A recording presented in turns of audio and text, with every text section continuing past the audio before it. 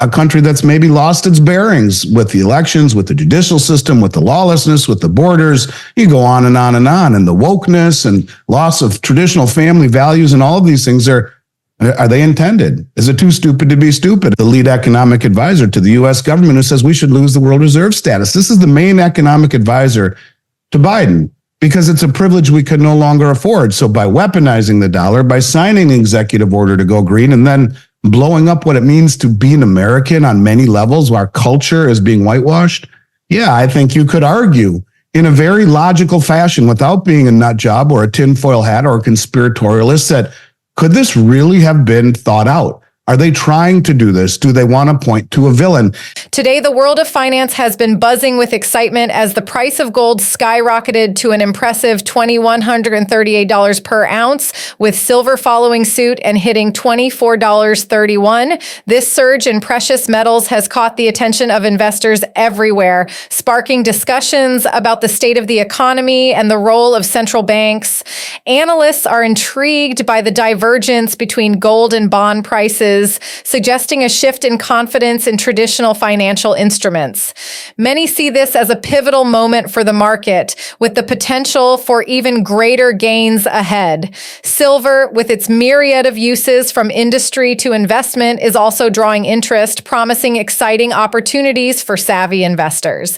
Now watch excerpts from Andy Schectman's interview with Arcadia Economics. Before we start, smash that subscribe button and remember to enable post notifications to stay updated on our latest uploads, and check our pinned comment for some massive sign-up bonuses. Thank you and enjoy the video. This is, in one respect, kind of the market's way of saying we've lost confidence in the Fed's ability to restrain inflation. Because what you're seeing now is that, typically we've seen gold and bond prices move in symmetry as bond prices were rising and interest rates were falling. Price of gold was rising, and that's the Gibson's paradox, the inverse relationship between real interest rates and gold. But we're seeing it now diverging, and this is a big deal because gold used to be positively correlated with bonds. And now we're seeing bonds falling and interest rates rising again, slowly, but, not the pivot that everyone was expecting. And yet gold is doing well in the face of real positive interest rates, at least if you believe the CPI. Bottom line is this is a big development for the price of gold. And now that it's busted through its all-time closing high, in terms of resistance, there is none. The sky is the limit. Now, are we going to get to those numbers like when Bank of America was saying 3,000, or is this the move up, the one that we've all been waiting for? And when you're beaten down so many times, you end up getting used to it, and you're waiting for the shoe to drop. When you look over your left shoulder and see what Bitcoin is doing, and your right shoulder and Nvidia is doing, you wonder, is that how markets are supposed to react? Is that how bull markets are supposed to go? Or is it more like the price of gold, which is slowly and methodically the tortoise, going higher and higher and higher every single year for the last several? Is this the move we've all been waiting for? I guess only time will tell. But I think in the face of rates that are positive against the CPI anyway, a real return, seeing gold move higher is a very bullish sign as far as I'm concerned. There's that phrase asymmetrical risk reward. And it basically says, what is the asset that I can own that has the lowest downside risk and the best upside potential? In my life, I've never seen anything like silver, because it has so many utilities. The folks in Canada trying to push it towards a strategic metal rather than an industrial. And I think it should be a strategic metal. It is needed in so many capacities, and even in things that the military industrial complex uses that really isn't even openly counted on the supply demand fundamentals from the Silver Institute. So from military to green to digital, the need for silver is massive. And then the monetary aspect that people have awoken to over the last 3 years, largely in thanks to people like yourself who have woken up the public to the value, this asymmetrical risk reward that the old statement, markets can stay irrational longer than you can stay solvent. But think of it this way: we are running. I mean, there's approximately, right? I'm not sure on this, but I would say approximately. Let's say there's 100 billion or less in silver above ground, right? I mean, somewhere in that neighborhood. We're accumulating that much debt right now every 100 days, or excuse me, every 10 days. $1 trillion every 100 days. 100 billion every 10 days. So when you talk about how much money is out there versus how much silver is out there versus the need for it and the real potential in investment, if you take the fact that you have these stupid commercial banks that have been short massive amounts for years, rendering silver the asset on the COMEX that has the largest concentrated short position of any commodity traded on the entire exchange, you take that out of the equation, and silver should be way higher. In the modern financial narrative, a compelling comparison emerges between Bitcoin and traditional safe havens like gold and silver, as elucidated by Andy Schectman in her astute analysis of digital assets versus age-old commodities. The crux of this comparison lies in the innovative disruption Bitcoin brings to the table, challenging the intrinsic value and historical reliability of gold and silver as stores of wealth and hedges against inflation. Andy Schectman articulates a nuanced perspective on how Bitcoin, with its decentralized nature and digital scarcity, presents a novel approach to wealth preservation and investment in the face of fluctuating monetary policies and economic uncertainties, questioning the long-term viability of gold and silver in a portfolio. Now we'll show you more clips of Lynn Alden, but first, subscribe and turn on notifications to keep us motivated to bring you more videos like this one. Lived through is that for the very first time in my career, 34 years, I think there is a big push globally to accumulating assets, commodities.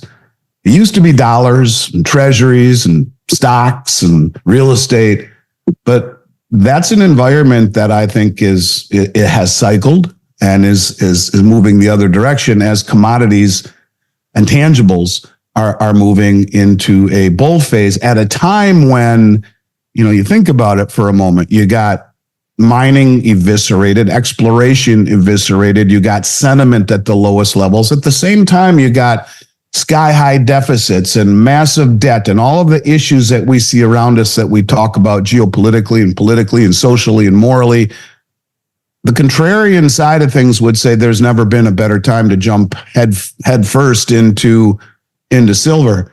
But like I said, the market has a way of staying irrational longer than we can all stay solvent. But from a standpoint of logic and mathematics and economics, I don't know that there is a better place to be.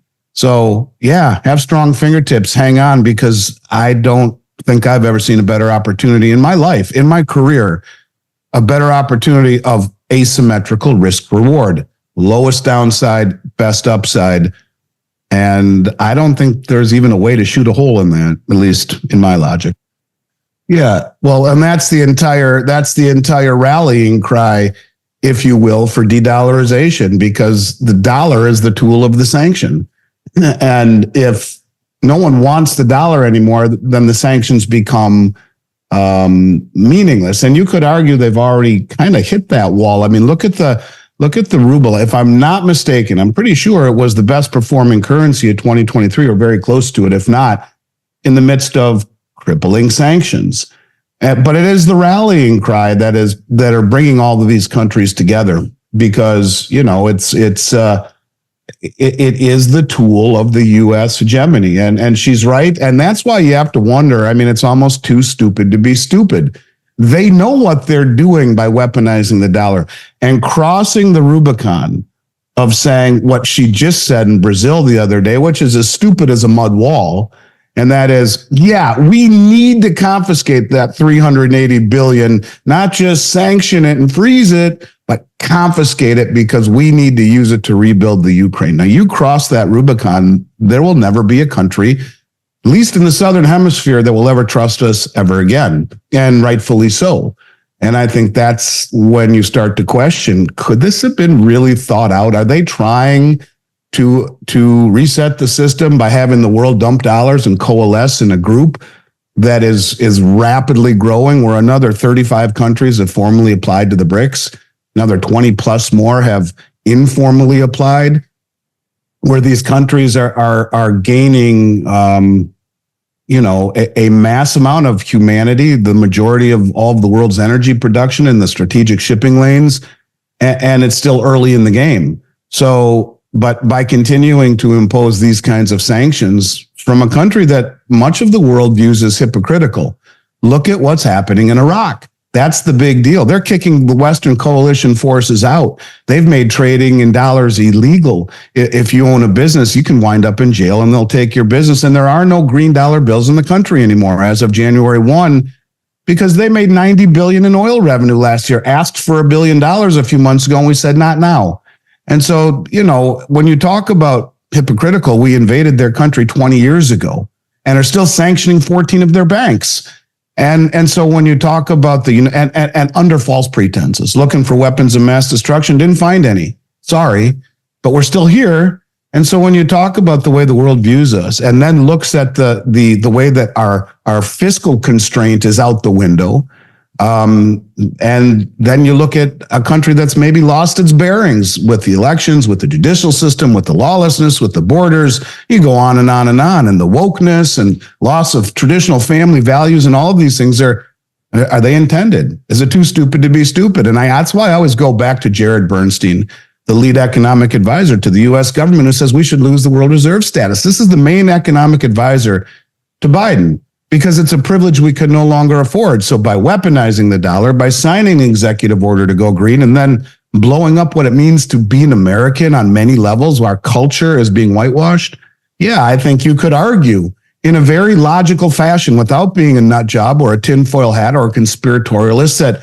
could this really have been thought out? Are they trying to do this? Do they want to point to a villain? And I go back to what Richard Russell said many, many, many years ago, and God bless his soul. He was the smartest man I ever knew. And he said the Fed has two choices. This is back in, 20 years ago, and that would be to inflate or die, inflate or default. A lot of people say, no, we can pull ourselves out of this. We can.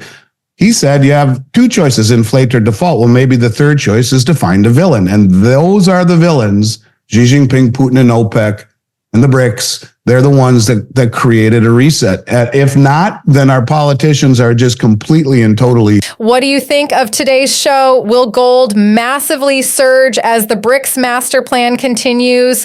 Will Bitcoin crash? Post in the comments section down below your opinions. Thanks for watching the video till the end, and watch this one because you'll love it. I see you on the other side.